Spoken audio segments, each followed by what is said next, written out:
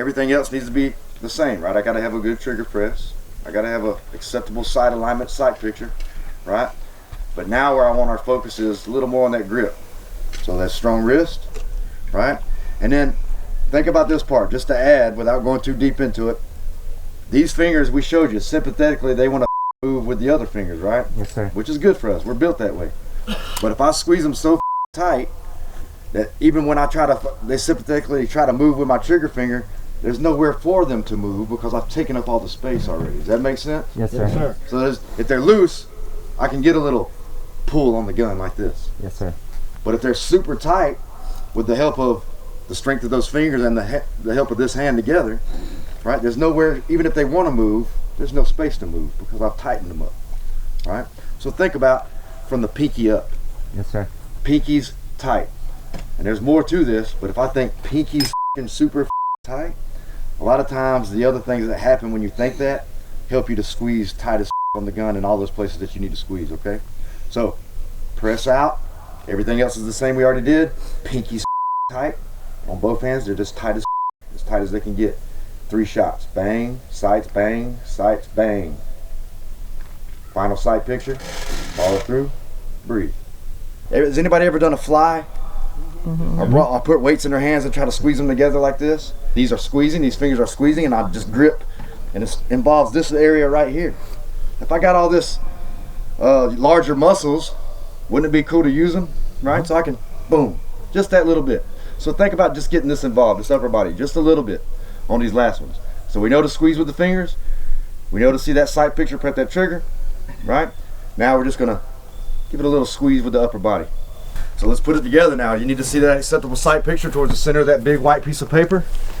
That grip is gonna be vice-like with those pinky fingers. It's gonna be a vice, no room for any error. All right, 3 rounds again here. Squeezing like a vice, ready.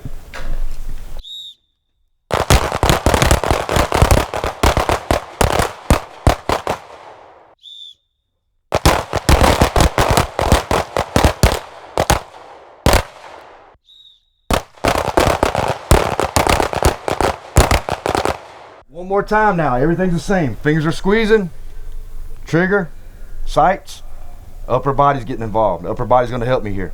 All right, last one is gonna be the best one. Everything's coming together. Use that upper body. Ready.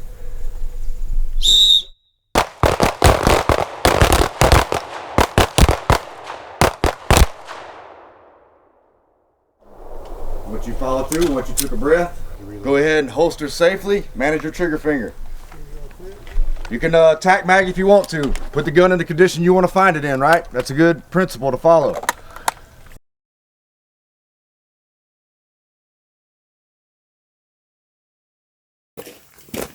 Hatpoint Target, our preferred mobile target stand. Super lightweight polymer. The designer of this product used to work in the automotive industry, so he knows what he's doing. The polymer is not only super light, but it's super durable. And if it does happen to get shot by an errant round, it won't crack. It just punches a clean hole. We've got good shooters. I actually don't have one that's been shot. He just told me. 3 different locations for different target widths. These are friction fit.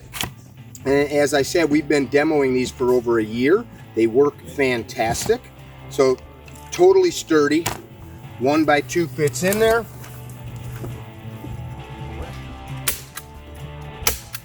If it's windy, breezy, you can either put a weight here, or they supply some long railroad type spikes, landscape spikes. You can just push them right through into the ground, pound them in, whatever you got to do.